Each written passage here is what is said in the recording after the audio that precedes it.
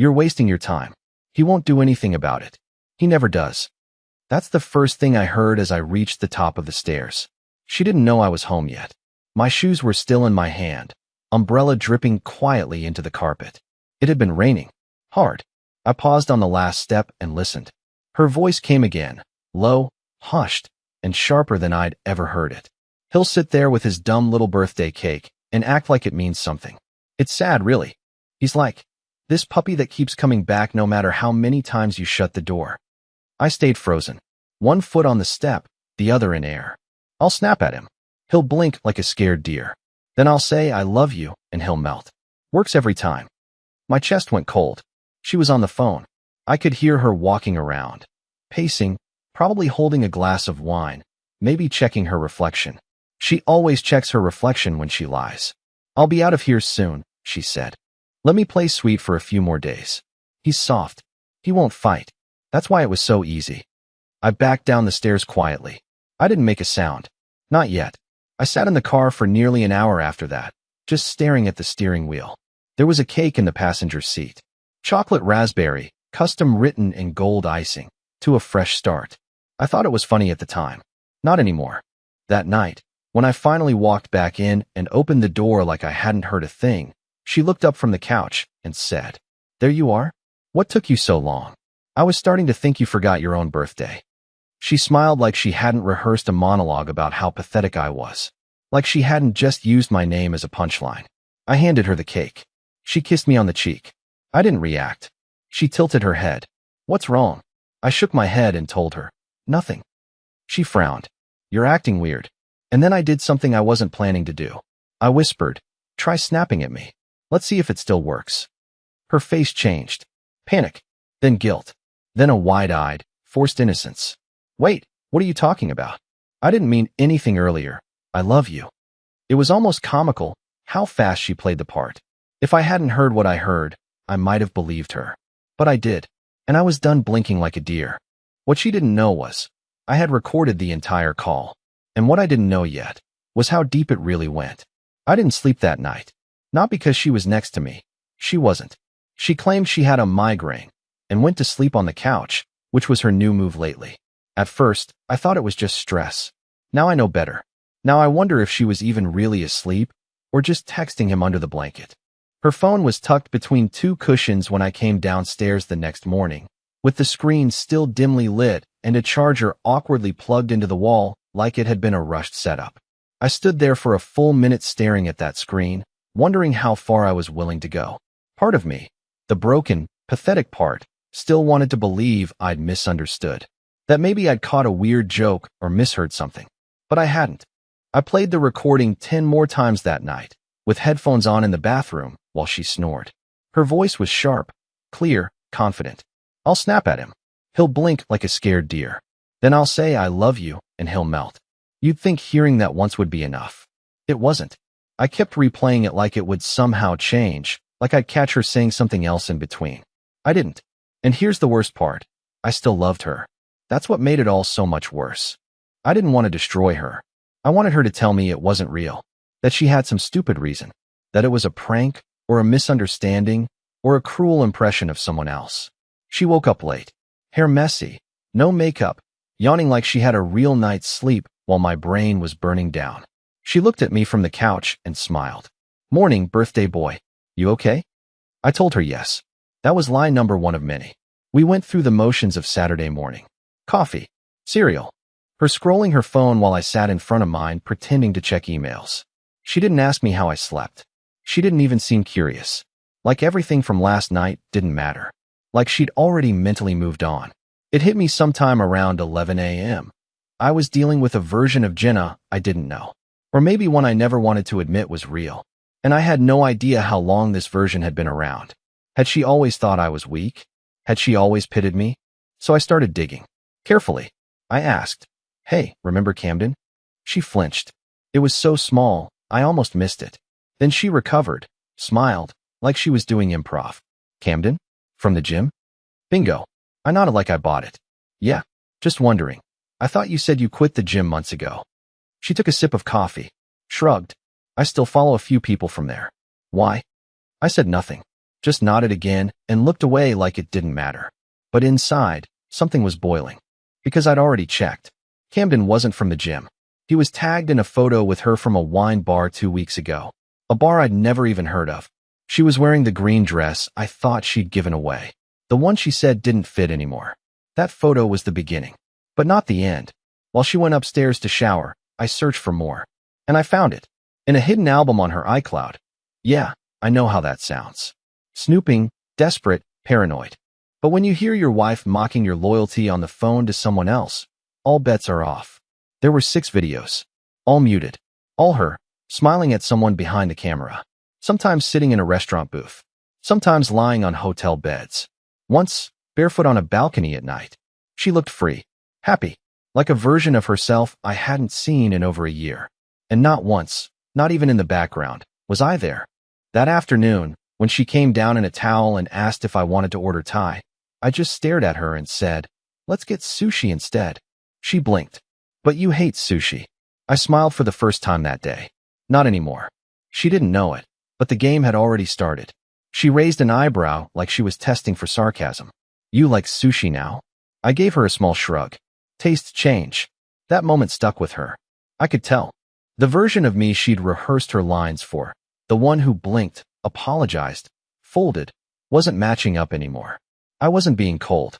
I wasn't being cruel. I was just unpredictable. And that scared her more than if I had screamed. I let her order the sushi. I even pretended to be excited about the spicy tuna rolls she always loved. We ate in the living room, her legs curled under her on the couch, my plate balanced on a TV tray. She talked more than usual, about work drama, some new moisturizer, her coworker Kendra's fiancé getting cold feet. I nodded a lot, laughed in the right places. She kept glancing at me between bites, like she was waiting for me to crack and confess something was wrong. But I didn't. I was saving that. Later that night, I waited until she was brushing her teeth to go back into her phone. No snooping this time. She had left it on the dresser. Open. Like bait.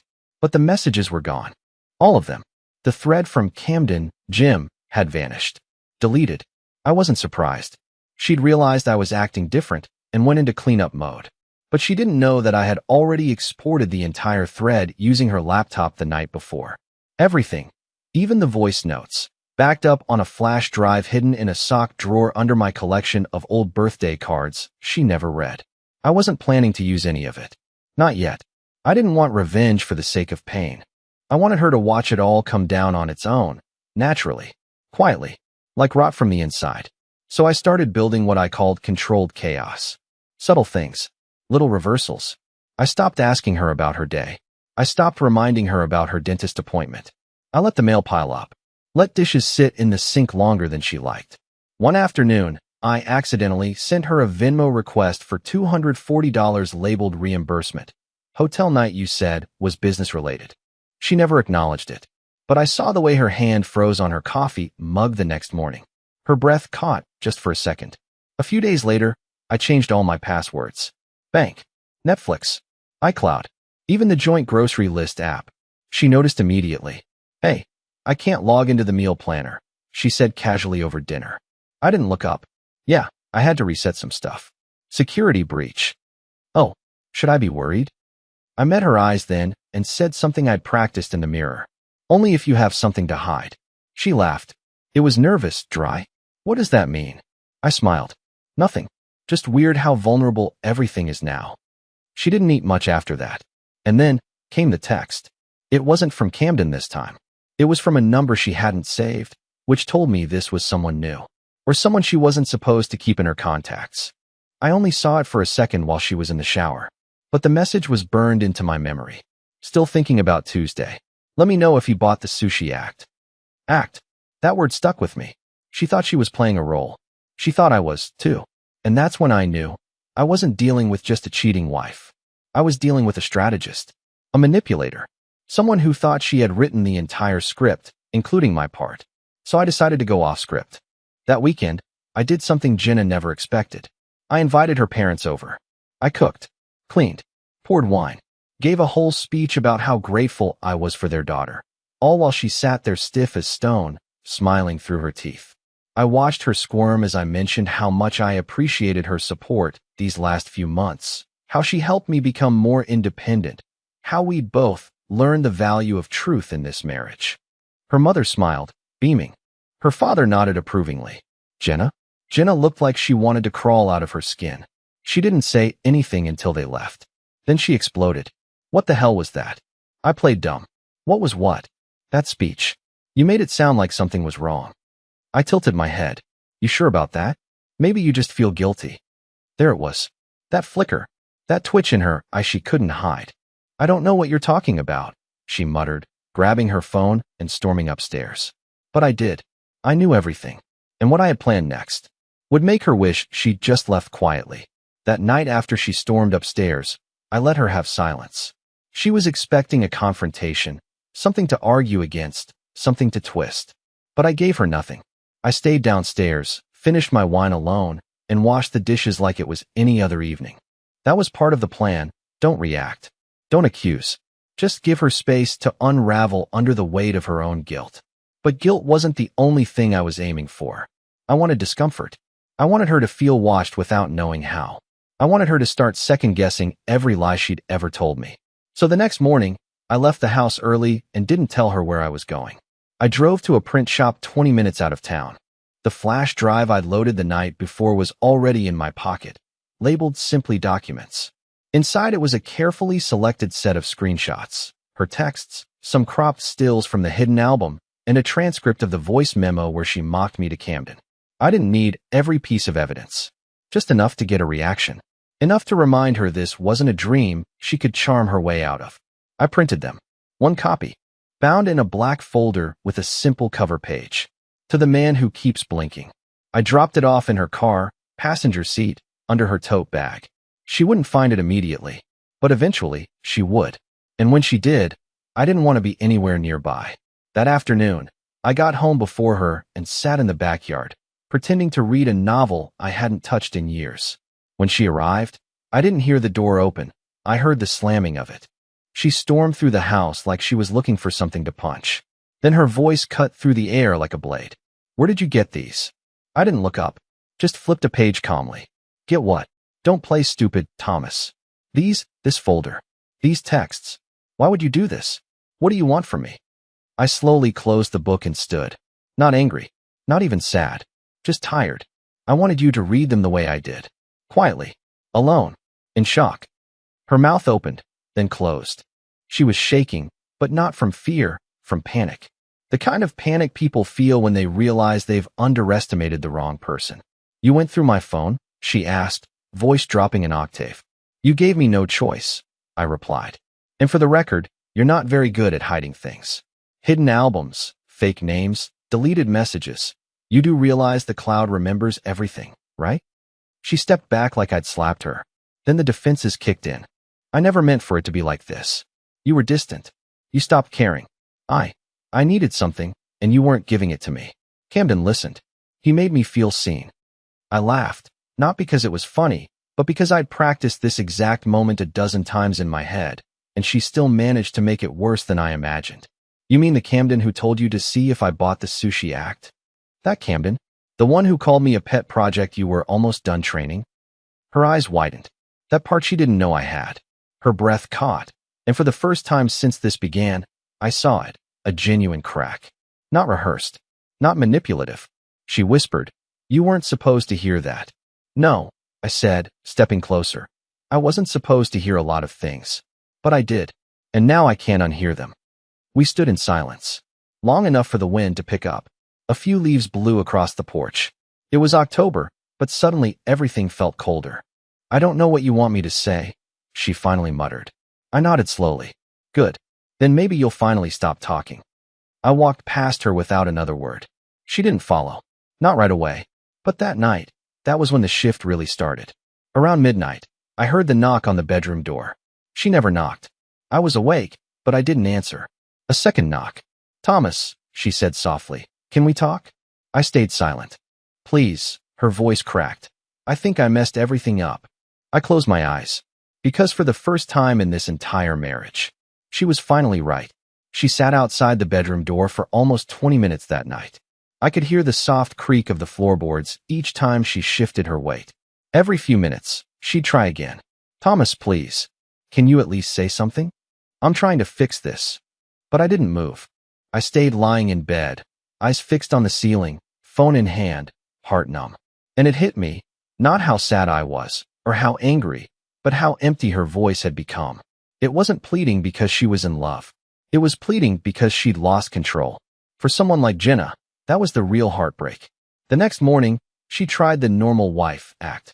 She made coffee, made toast, even wore the soft gray hoodie I once told her I loved, the one she hadn't touched in over a year. She was trying to rewind time, but I wasn't playing along. When I walked into the kitchen, she looked up like a hopeful student waiting for a grade. I made breakfast, she said, forcing a small smile. The kind you like. Peanut butter on both sides. I nodded. Thanks. I sat, ate silently, and scrolled through my phone. Her eyes kept flicking toward me like she was begging for an opening, but I didn't give her one. Not yet. Not until I finished what I started. That afternoon, while she was out at the store, or maybe meeting him, who knows, I logged into the desktop she never used. She always preferred her tablet. But I knew the old iMac in the den had one thing she forgot to clear, her email client. The inbox was mostly clean, but the trash folder? Goldmine. Deleted reservations. Rideshare receipts. Private conversations from an account under the name JM. The email itself was something stupid like midcoast_waves at protonmail.com, but the contents weren't stupid at all. There were bookings. A cabin upstate. A hotel downtown. Dinner at a rooftop place I never knew she'd even heard of. In one of them, she replied to him with a line I'll never forget. It's his birthday. I'll distract him long enough. Bring wine. That's when I stopped breathing for a second. She had planned it. Not just the lie. Not just the cover story. She had planned to use me as a prop while entertaining someone else behind the scenes. I wasn't a husband. I was her alibi. But this time, I wasn't going to be her shield. I selected the email. Forwarded it to myself. Then, and this is the part I'll admit was petty, I replied to JM as her. Change of plans. He's starting to figure things out. Go dark for now. Then I deleted the draft, logged out, and made sure everything looked untouched. I wasn't trying to trap her. I was cutting off her escape routes. When she came home, I was already back in the kitchen, sitting at the table with a folder of bills and receipts. She blinked twice when she saw me there, like the scene didn't make sense to her. Everything okay? She asked, setting her purse down. Yeah, I said casually. Just catching up on some paperwork. She hesitated. You've never touched those. Trying new things, I muttered. She hovered for a second longer, then went upstairs. Her phone buzzed once while she walked. I saw the notification flash, a new number. No name. It read, "So now you're ignoring me too?" I didn't even need to see the sender to know who it was. That evening, Jenna cooked. I hadn't seen her cook in months.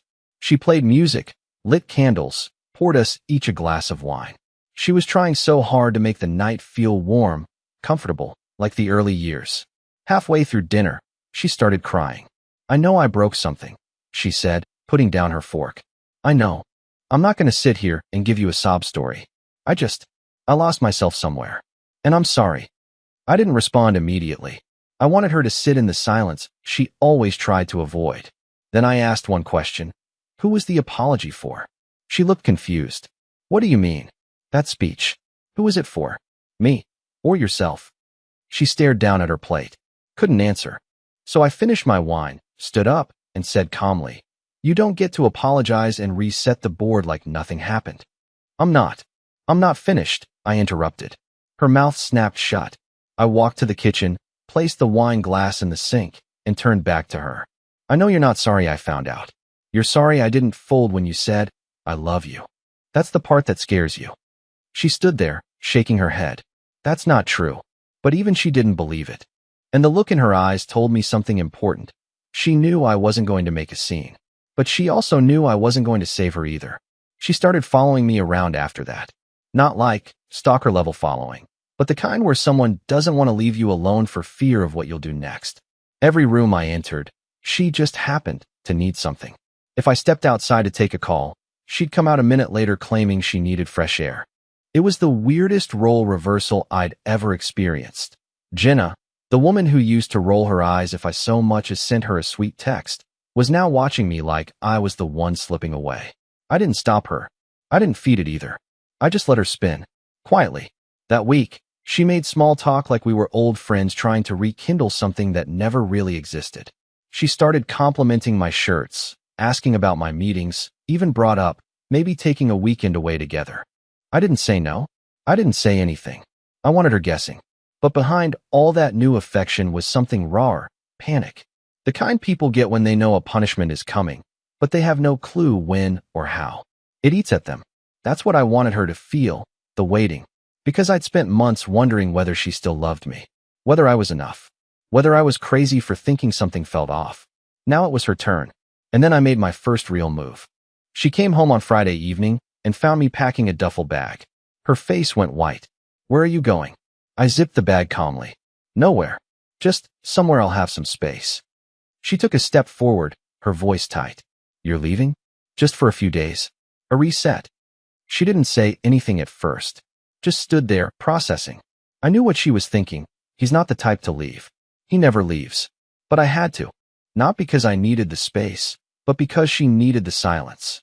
What do you want me to do, Thomas? She asked. Do you want me to beg? Do you want me to confess everything? Fine. I screwed up. I know.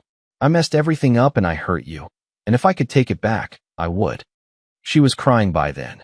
Full tears, trembling hands, makeup untouched because she hadn't expected this part to come so soon. But I wasn't looking for a performance. I was looking for truth. And it still wasn't there. I slung the bag over my shoulder. I don't want anything from you. That's the point. You don't want to fix this?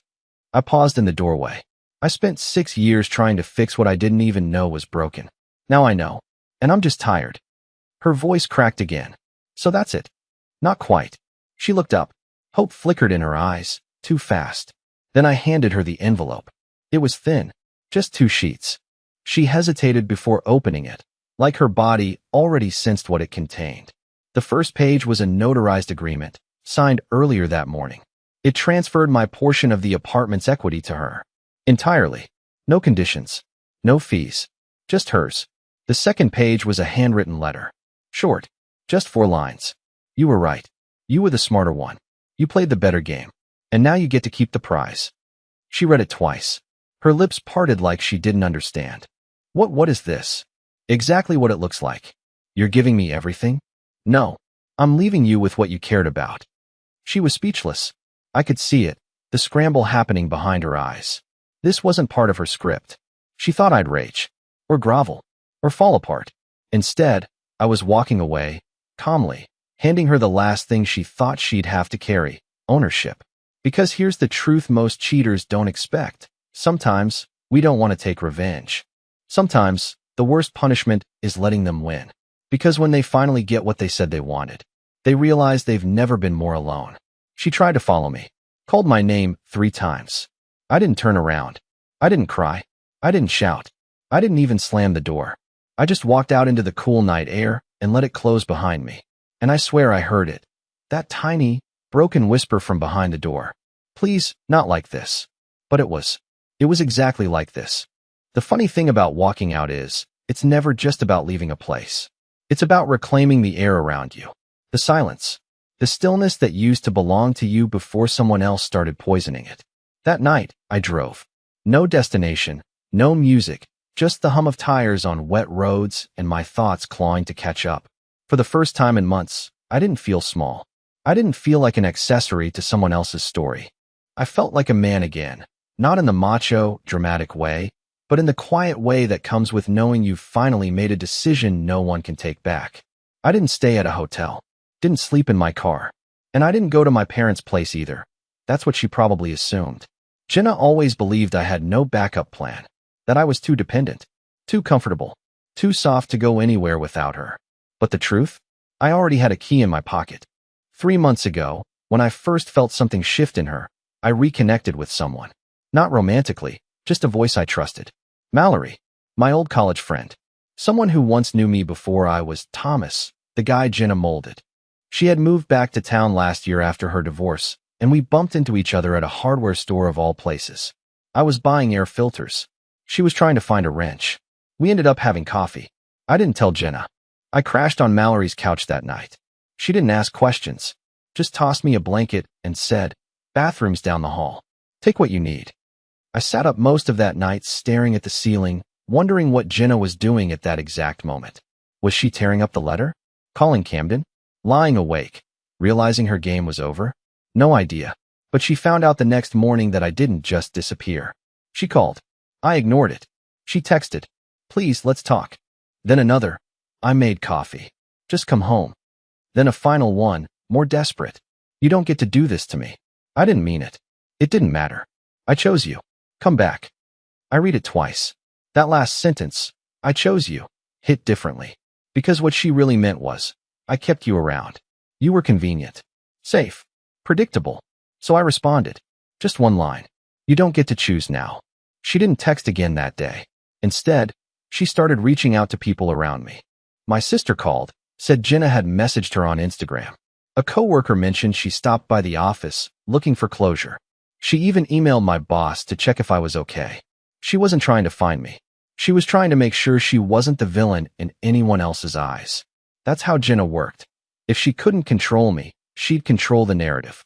But here's the thing, I wasn't hiding. That weekend, I went back to the apartment, not to stay, just to pick up a few final things. I texted ahead so she wouldn't be there. She wasn't. But she left something on the kitchen table. Not a letter. Not a gift. A photo book. From our 5th anniversary.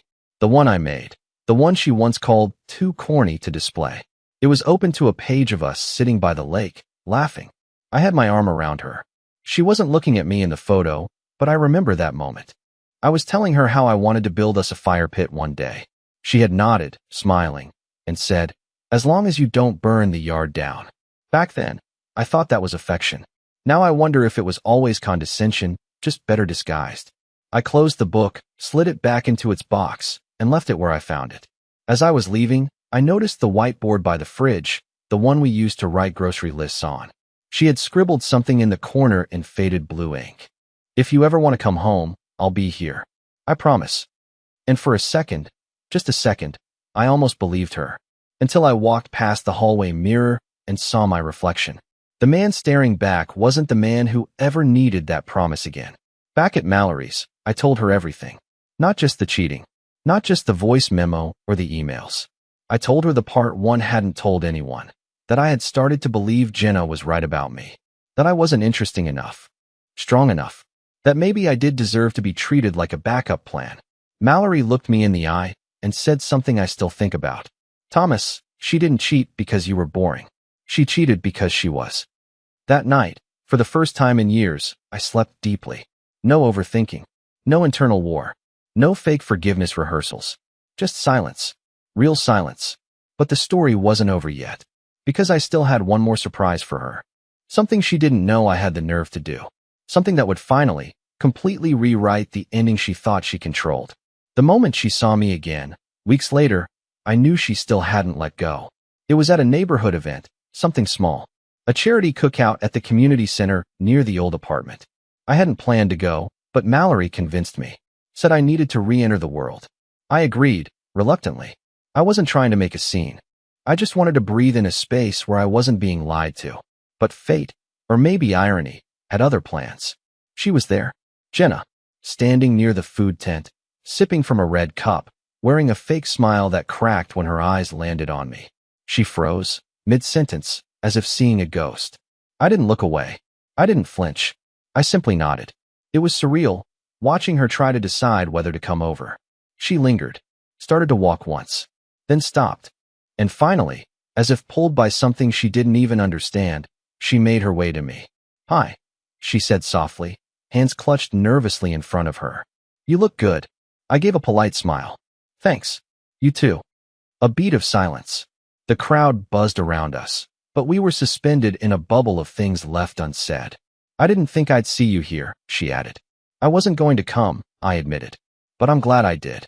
She hesitated, then said, I read the letter again. The one you left. I think I finally understood what you meant. I waited. She looked down. I thought I had all the control. That I was being clever. But I was just scared. And stupid. And maybe a little cruel. I stayed quiet. I don't expect forgiveness. But I hope you know I've been working on myself. Therapy. Trying to understand why I kept hurting people who only ever tried to love me. Her voice cracked near the end. Not performative. not rehearsed. I believed her, but that didn't change anything. You're doing what you need to do, I said calmly. And I'm doing the same. She nodded slowly. Are you happy? That's when Mallory walked up, holding 2 drinks. She handed one to me, gave Jenna a brief, respectful smile, then placed her hand gently on my arm. I turned to Jenna and answered her question. Yeah, I'm getting there. She took the hint. Take care of yourself, Thomas. I already am, I said. And with that, she turned and walked away. No drama, no tears. Just the quiet realization that the man she once thought would never leave wasn't hers anymore. That night, Mallory and I sat on her porch, watching the sky turn orange with dusk. She leaned her head on my shoulder and said, You didn't just leave her, you rebuilt yourself. I didn't think I could, I replied. She smiled. That's the point. You're not the same man who walked out of that house. And I wasn't. I wasn't blinking anymore. I wasn't begging to be noticed. I wasn't waiting for scraps of love. I was finally living, without permission, without apology, and for the first time in a very, very long time. I was proud of the man I'd become,